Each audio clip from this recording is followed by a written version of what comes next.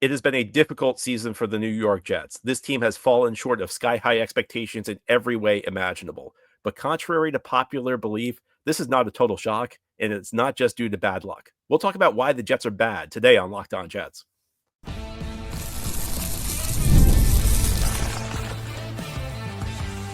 You are Locked On Jets, your daily New York Jets podcast. Part of the Locked On Podcast Network, your team every day. Welcome. This is the Locked On Jets podcast, part of the Locked On Podcast Network, your team every day. It's Tuesday, November 12th, 2024, and I'm your host, John B. from GangGreenNation.com. Thank you so much for making the show your first listener, first watch every day. Big shout out to you everydayers, and a big shout out to an everydayer, Dan Filowitz. Dan, I've heard you listen to this show every day. Really appreciate your support, and I appreciate the support of all the everydayers out there. This is a daily podcast covering the New York Jets. We have new episodes each day through the week, Monday through Friday. And today's episode is sponsored by Ultimate GM. Use the promo code LOCKEDONNFL, all caps, inside the game store to receive a free boost to your franchise. Well, it's a difficult season for the New York Jets. This team is 3-7. This team had Super Bowl dreams back during the spring and summer, and it has fallen short. And we're going to talk about why the Jets are having such a bad season. And I think this show is necessary. I think it's necessary to discuss why the Jets are so bad, because there is a perception out there that this is a total shock, that this was totally unforeseeable. I don't think that's true. There's also a perception out there that this team is the victim of bad luck, and there's nothing more to it. Now, I think it's fair to say that when you're 3-7, you probably have had your share of bad luck. Jets have had a couple of bad breaks in close games. The kicking situation obviously has not been good. Maybe you call that luck, maybe you don't. But I think that the Jets' record goes back to some fundamental flaws in the way they have approached building this team. And there are a couple of things that really stand out to me. Number one, and look, this is something we talked about during the course of the offseason. So I'm not coming in 10 weeks into the season and dropping something new, dropping some new piece of analysis. Over the course of the offseason, the operative phrase we always used when discussing this football team's potential was on paper. Because on paper, the Jets looked like a tremendous football team. And part of the reason they looked like a tremendous football team was they had a lot of really big name players. And the reason these guys were big names is that in the past, they had produced at a very high level. But many of these big names were guys who were either 30 or just about to turn 30. And in the NFL, sometimes the aging curve hits very quickly. And we discussed during the course of the offseason over and over about, so again, this is not me second guessing. These are things I was saying at the time. You can go back and listen to the shows that I had over the course of the offseason. If these guys played at the level or close to the level they had performed at during the course of their careers, the Jets could be a really good football team.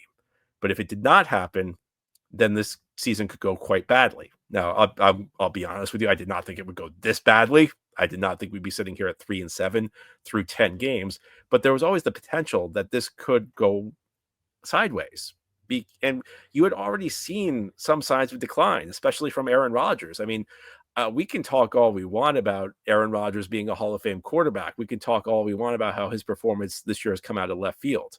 That's not really the case. First of all, he's 40 and he's coming off a really, really serious injury. And even if you look back to what Rodgers did in his final Green Bay days, he had shown some signs of decline. 2022 was his worst season in professional football, at least to that point. This year, I think he's worse than he was in 2022. He did not have a 300-yard passing game in 2022. And it was easy to ignore those things. You could have blamed the Packers receivers. You could have blamed he had an injury on his throwing hand. I understand all that. But it was also signs of possible decline. And, look where else the Jets brought in big name older players. At left tackle, Tyron Smith, who was 33 years old. Again, maybe he was a second team All-Pro last year. And look, given the options the Jets had available to fill the left tackle position, and given the contract they were able to give Smith, that was probably the best gamble available to them. But it was a gamble. It was a situation where it was not a situation where you knew you had rock solid play. You could say the same about Mike Williams. Mike Williams was coming off a really serious injury. He was about to hit 30. Obviously, that did not pan out. Mike Williams is now in Pittsburgh. Hassan Reddick about to hit 30 and wanted a new contract. So when we talk about how talented the roster was, well, part of the reason the roster was viewed as so talented was they had all these huge name players, but all these huge name players that were approaching the end of their careers, and these huge name players who are not producing like that anymore. And another guy they brought in, Devontae Adams. I mean, you've seen him for 4 games. Do you think this is an elite receiver anymore? I sure don't. I think he's a guy who could probably help a team in the right situation. He's a guy who can flash now and then. He can have a big game like he did against Houston last week, but I don't think we're looking at a 1,500-yard receiver anymore. So I don't think you could look at this and be totally shocked, which leads me into my next point is how quickly the Jets tried to build this team. It's very difficult to microwave a contender in this league, and the Jets had so many needs heading into the last offseason. And that it's difficult because there just aren't that many players available who can help, who fit your team in the course of any offseason. If you have like one hole, you can plug it in the offseason. If you have two holes, you can plug it in the offseason. But if you're bringing in guy after guy after guy, odds are all of your moves are not going to work. That's why it's much better to build your team slowly. It's better to be deliberative with your team, build your team up, have a ramp up period over a couple of years. And you still try and win, you still go out and compete. But a lot of the great teams in this league, they don't go from 4 wins to a championship overnight. They build their team steadily. And part of building your team is maintenance. You have to understand that some guys are going to leave. You have to understand that some guys are going to decline. You have to have replacements for them. It's really, really tough to just throw a team all together at once, because that forces you to make moves like signing Tyron Smith. You look at where the Jets were heading into the offseason. The offensive line was in a lot of trouble. In particular, they did not have any solutions at the left tackle position. That's the issue. It's not so much that Tyron Smith has failed, it's that they put themselves in a situation where Tyron Smith was the most reasonable gamble out there, but he was still a gamble. And I think that there's another aspect to this, trying to throw a team together on the fly. And that's, you run the risk of just having a collection of players. I think right now the New York Jets are that. They are a collection of players. This is not a team. You look at some of the other clubs in the league, like Baltimore. Baltimore got off to an 0-2 start this season, but those are guys who have been through the battles before. Those are guys who have fought together. They fought through tough times together. And when you have all these big names, when you have all these egos in the locker room, you don't necessarily have that. You need the group to have some degree of chemistry, I think. And look, I know that this is not tangible. I know that a lot of this is subjective. I know a lot of this is speculative, but I have eyes, and you have eyes. When you watch this team play on Sundays, do they look like they're fighting for each other? Do they look like they're battling? Do they look like they're really going through the fights for each other? No. I think that this is a collection of guys who are collecting paychecks. And I know that's an explosive claim to make, but all I can say is look at what happened Sunday in Arizona. This was the team that flat out quit. And I'm not one to make accusations like that without good reason to say them. I try not to be a hot take artist on this podcast, but that team flat out quit. That team showed zero effort in that game. That team showed zero hustle. But it was a bunch of guys who just acted like they did not care. And you know what? When you see that, you can't pull punches. That's what that was. And, look, I think you can look back to Hassan Reddick. Do you think Hassan Reddick cares about this team winning? No, I think he cares about getting paid. I think you have a lot of guys who, at the end of their career, who are kind of checked out, who, maybe if the team was better, they'd be fighting, but you'd see very little leadership on this team. And that's the difficulty when you throw all these pieces together. You haven't had a situation where a team has a good season, and then a tough loss galvanizes you for the next season. You just have a bunch of guys who are there, and you know what? If the team was better, maybe the situation, maybe they'd be battling, maybe they'd be working hard in practice, but they're just not right now. Look, you've seen this in recent NFL history. You saw that with the Eagles in 2011. You saw that with Washington in 2000s. Sometimes you just have collections of players. That doesn't make them a team. These guys don't work together. They're not as good as they used to be. Everything was in front of you. I mean, look, this is not a shock. I think we all hoped it could have gone better, and there was a pathway for this season to be successful for the Jets. But I don't think you can look now and say that this is a total shock. But I think it goes beyond the way this team was built in 2024. I think that there are bigger structural issues within this franchise that led us to this point. As we continue here on this Tuesday edition of Locked On Jets, we'll talk about how misguided philosophies for the New York Jets have helped lead them to this point of utter disaster. That's continuing on this Tuesday episode of the show.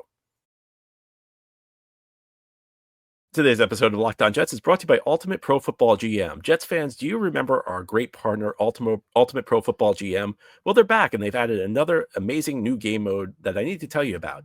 The game that has you step into the shoes of a football franchise GM and lead it to glory now has a head coach career mode. So on top of getting to build your dynasty by drafting players, signing free agents, and hiring coaching staff, now you can also get to call offensive plays during games as well. Additionally, you'll dig into the new tools you can work with, such as individual training camps and upgraded negotiation system. So this fun and realistic game just got a lot better.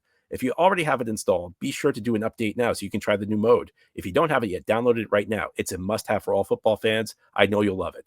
Ultimate Pro Football GM is completely free, has no ads, and 100% playable offline. Play on the go as you want and when you want to. And here's a special offer for Locked On fans. Use promo code LOCKEDONNFL, all caps, inside the game store to receive a free boost to your franchise. Make sure to get it, as this perk will jumpstart your play and give you the advantage you'll want in creating a dynasty. To download the game, just visit ultimate-gm.com, ultimate-gm.com, or look it up on the app stores. Ultimate Pro Football GM. Start your dynasty today. Today's episode of Locked On Jets is also brought to you by FanDuel. Get ready to tackle NFL action with FanDuel, America's #1 sportsbook, because right now new customers can bet $5 to get $150 in bonus bets if you win. The FanDuel Sportsbook app gives you everything you need to place live bets on the NFL all in one place. So when you get a hunch in the middle of a game, you can check out the latest stats, view live play-by-play, and so much more on the same page where you place your bets. Just visit FanDuel.com to join today. You'll get started with $150 in bonus bets if you win your first $5 bet. Indianapolis Colts coming to town for Week 11 action. Jets somehow favored by 3.5 points over our old friend Joe Flacco. Well, if you like the Jets, or if you don't like the Jets, FanDuel is the place to get in on the action, because, again, you get started with $150 in bonus bets if you win your first $5 bet. Go to FanDuel.com. That's FanDuel.com. Never waste a hunch and make every moment more with FanDuel, an official sportsbook partner of the NFL. Thank you so much for making Locked On Jets your first listener, first watch every day. Big shout out to you everydayers. This is a daily podcast covering the New York Jets. We have new episodes each day through the week, Monday through Friday. Today we're talking about why this season is so disappointing for the New York Jets, because I think there are specific things you can point to that explain how the team got here. I think that it's very easy to blame bad luck. It's easy to blame the bad kicker, but the Jets have made bad choices along the way. The Jets have taken some very low percentage bets on their path to get here. And the thing is, at the time the Jets made them, it's not like it was a guarantee that it was going to fail, but even in the moment, a lot of the things the Jets did were very risky. And I think you have to go back to the offseason of 2023 and how they handled the situation with Aaron Rodgers to really explain how we got to this point. Because I think that the way it was handled is really the number one driving force into how the Jets got to this point today. Of course, after the 2022 season, the Jets had gone 7-10. They had missed the playoffs in no small part because of the quarterback play. And I think it's fair to say in 2022, with quality quarterback play, there's a good chance the Jets would have been a playoff team, because they lost a number of games just due to the level of quarterback play they got. The thing is, that doesn't make it a guarantee that if you get better quarterback play the next year, you're going to be a playoff team. It certainly doesn't mean you're going to be a Super Bowl team. Now, in 2022, the Jets had a phenomenal rookie class. Sauce Gardner was the defensive rookie of the year. Garrett Wilson was the offensive rookie of the year. Breece Hall was on his way to winning offensive rookie of the year before he got injured. And Jermaine Johnson had a decent year as like the number 3 defensive end. He really broke out in year 2. And I think part of the problem with the Jets is that instead of viewing this as like a foundational class, they viewed that as all they needed to do to get to the Super Bowl. All they had to, except adding a quarterback. I think they viewed that rookie class and just said, you know what, if we just added a quarterback, we're a Super Bowl team. And while that was an excellent start, and while that was an excellent foundation to build on, it was just that, a foundation to build on, not the fuel you need to make a Super Bowl, at least alone. And I think that was an enormous miscalculation by the New York Jets. And the thing that's always amazed me after the 2022 season is they saw everything it took to get them to that point. They saw the way they improved their team, which is by valuing draft picks, by picking these young blue chip prospects. And they essentially decided to do the complete opposite. They decided to just build everything around one quarterback, Aaron Rodgers. And of course, the Jets traded for Aaron Rodgers. And look, at the time, I was a skeptic. And I know many of you got angry with me in the lead up to the Rodgers trade because of some of the stuff I said. Even today, I'm not sure that trading for Rodgers itself was necessarily a terrible decision. I think the way the Jets did it was really wrong, though. I think it was a really flawed approach, because I think the Jets saw Aaron Rodgers as their meal ticket to the Super Bowl. I think they said, we have this rookie class. We have this draft class of 2022. All we need is a quarterback, and we're going there. And when you do that, you put yourself in a situation where there's no plan B. You put yourself in a situation where you talk yourself into believing you have to trade for Rodgers at any cost. And the reality was trading for Rodgers at any cost was not a good idea. I think if the Jets had traded for Rodgers, I think the Jets trading for Rodgers would have made sense in a world where they were willing to walk away from the deal, where you set a hard deadline for this deal has to be done by now. We can't go into the offseason without a quarterback. And you have to have a hard price when it comes to negotiating with the Green Bay Packers. You have to use the leverage you have against them. The Packers had to trade Rodgers at that point. If they didn't trade Rodgers, they wouldn't have been able to start Jordan Love. And Jordan Love Jordan Love may have left. I don't know if they could have brought Jordan Love back if Rodgers was a Packer in 2023. So you know what? You say to Green Bay and you say to Rodgers, you know what? If you guys want this to happen, does Rodgers want to leave Green Bay? I think he did. The Packers want to trade Rodgers. I think they did. Was there any other alternative? No. You go to them. You play hardball. You say, you know what? This deal has to be done by now. And you keep building after that. And if they say no, you walk away. Because again, there were warning signs with Rodgers. He was coming off the worst season of his career in 2022, and he was 39 years old. And more often than not, when a player has his worst season of his career at 39, he's in decline. And that shows you that, it was never realistic to expect Aaron Rodgers to play at an MVP level. Now, could he play at a higher level than Zach Wilson? You would like to think so. I'm not so sure watching him this year. But look, it was reasonable to try and make the deal for Rodgers. It wasn't reasonable the way the Jets did it. And the Jets should have continued building the team the same way. They never should have torn everything down and just tried to retrofit the team to whatever Rodgers wanted. They made part of the reason the team improved so much was that they valued their draft picks. They built they started adding quality blue chip pieces. Now, it wasn't enough to take them to the Super Bowl, but it was a start. If they continued building on that, the team was maybe one or two draft classes away from actually being a real contender. Instead, they started selling off draft picks. They started signing old player after old player. They brought in Nathaniel Hackett, and they let the Rodgers thing drag on for way too long. The 2023 offseason was pretty much frozen for the Jets if you go back. There were players who said that they did not sign with the Jets because they weren't sure Rodgers was going to be there. So, and the trade was not completed until just before the draft. The issue is that the Jets pretty much decided that we have to get Rodgers at any cost because Rodgers will take us to the Super Bowl. And I think at the end of the day, this shows you that there were two major miscalculations.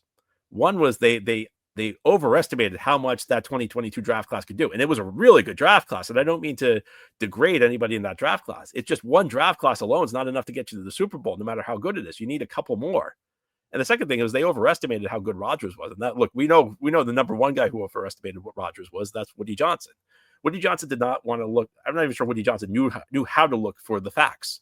But the facts were there were some really big warning signs about Rodgers. And of course, I think the Achilles injury has exacerbated some of them. But it's not like Rodgers was playing great. It's not like Rodgers had a great season before the Achilles injury. He had shown signs of decline. And when a declining player suffers a serious injury, it hastens the decline. He was still declining, though. And the Jets should have been willing to walk away from the deal and move on to your plan B. Even if Rodgers is your plan A, you got to be willing to walk away. And the Jets were not willing to do that. The Jets let that drag on forever. They ended up giving Green Bay 2 second-round picks, and one of which should have been a first-round pick. I mean, if Rodgers doesn't get hurt last year, they're sending a first-round pick to Green Bay and a second-round pick. It was bad negotiating by the Jets. And it was bad negotiating because the Jets became desperate. They thought they had to have this player. And whenever you think you have to have a player, you're in trouble because you're going to make a bad deal. And that's exactly what the Jets did. So there's plenty more to discuss on this, but you can't look back on this and say it's all bad luck. The Jets made a lot of really bad decisions. They operated on a lot of shaky assumptions, and that's part of the reason they're here today. And they also took some gambles, and one of those gambles was Tyron Smith. As we continue here on this Tuesday edition of Locked On Jets, we're going to talk about Tyron Smith. He did suffer an injury in Sunday's game against the Arizona Cardinals. Jeff Ulbrich provided a partial update yesterday. We'll talk about what that is and where the Jets should look to do with Tyron Smith going forward as we continue here on this Tuesday edition of Locked On Jets. Today's episode of Locked On Jets is brought to you by GameTime. GameTime is the best place to go to get your tickets, and GameTime now has a new feature called GameTime Picks that makes getting tickets to see your favorite teams play even easier.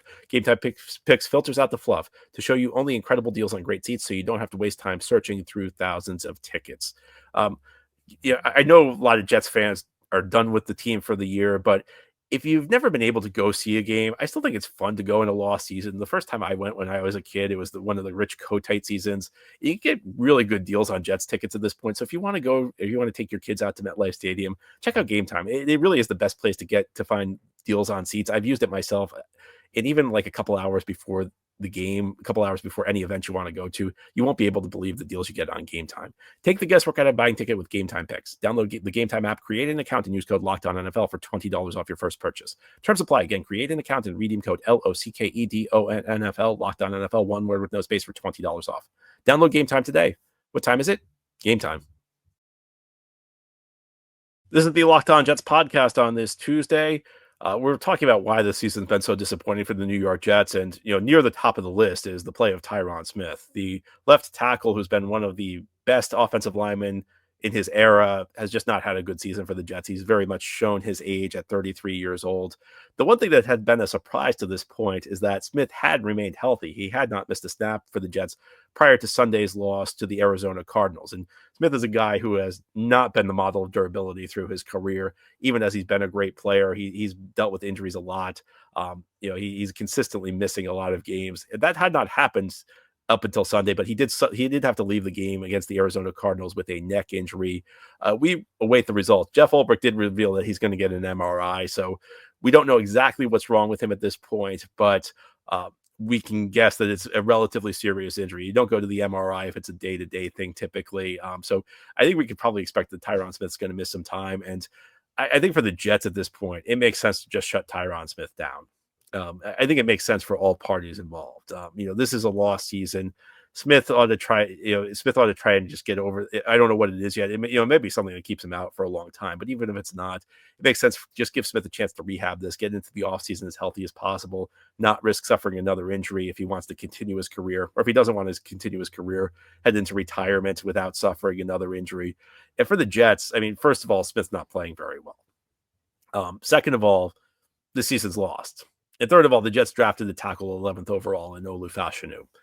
And if we're going to be honest, I don't think Olu Fashanu is ready to play. Now, I think he actually played pretty decently Sunday against Arizona when he stepped in for Smith, but this is your left tackle of the future. When the Jets drafted him, the plan was for him to be the number 3 tackle this year. He'd back up Morgan Moses and Smith, and for him to take over the left tackle spot next year. The second the Jets drafted Fashanu, Smith became a 1-year rental. He probably would have been that anyway, but if the Jets had not drafted the tackle at 11th overall, then maybe there was a path for the Jets bringing back Smith if he played well. Of course, neither of those happened. The Jets drafted the tackle, and Smith's play has been poor. And look, I'm not expecting Olu Fashanu to play great. I think what we've seen from him this year, and I understand he's played right tackle and he's used to playing left tackle, but the struggles I've seen from Olu Fashanu are not really about which side of the line he's playing on. It's just he's not physically ready yet. He's a guy who's going to have to hit the weight room this offseason. He's got really good movement skills, and you hope that with a little weight training, with another year of seasoning, he becomes a good player.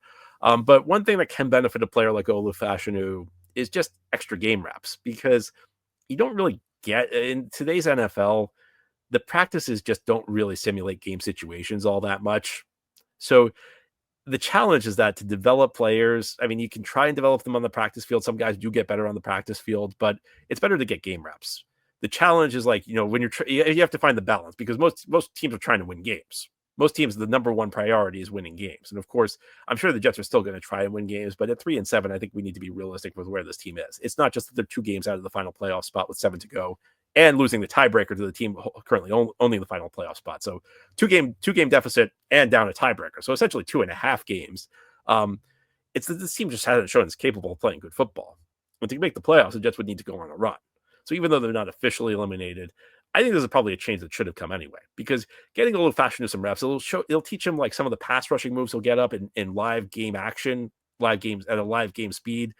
He'll face a more talented set of pass rushers than he faced in college. He'll face a more diverse set of pass rushing moves than he faced in college. And there is a financial component to this. Because Tyron Smith's been injured so much through his career, the Jets contract that he signed is mostly incentive based. And most of the incentives are based on playing time. What percentage of snaps he plays, which was not a bad way for the Jets to structure the deal based on what we knew back in March. But the more he plays, the more it's going to cost the Jets. And the way if you're wondering how do incentives work against the salary cap, any incentive a player gets paid counts against the salary cap. Any incentive a player does not get paid does not count against the salary cap. So if he hits these incentives, the Jets lose cap space. So it's that simple. So, I mean, I think everything's lining up for the Jets to just give Olu Fashanu a chance. Number one, he's your future. You want to get him reps. He's inexperienced. Number two, Smith's not playing well. It probably suits him to just heal up and get ready for the offseason, whatever he wants to do, whether he wants to continue his career or not. Heading into the offseason as healthy as possible would probably be a good thing for him. And this could be a pretty serious, it could be a moot point because he, could be injured anyway. And there's the financial component. You don't want to pay this guy if you don't have to. If it's not going to help the team, there's really nothing gained by Tyron Smith playing at this point. The team's finished. The team cannot win with him. And he's been the worst off. I think he's been the worst offensive lineman the Jets have had. The funny thing is, like, the rest of Tyron Smith's like the potential future Hall of Famer. He's the only one on the line. I actually think the rest of the line's been pretty decent this year. I think John Simpson's turned into a pretty good free agent signing. I think Joe Tippmann's having a solid second season. Elijah Vera Tucker's been good. Morgan Moses, after a rough start, I think has kind of stabilized things. Tyron Smith's the weak link. I don't know that Olu Fashanu will be better, but I think Olu Fashanu will benefit from getting a few extra game reps. So anyway, that's what I think. I'd love to hear what you think, but that's all for today's episode. This has been the Locked On Jets podcast, part of the Locked On Podcast Network. Your team every day is our motto. As always, if you enjoy the show, hit the subscribe button where you're watching or listening so that you'll never miss an episode. If you enjoy the show and are listening on a podcast source, please give it a 5-star review. And if you're watching on YouTube and enjoy the show, give this episode a big thumbs up. Helps us out, helps other Jets fans find the show. Enjoy your Tuesday, everybody, and send in your mailbag questions. On Wednesday, we'll have our weekly mailbag show. Can't wait to answer your questions.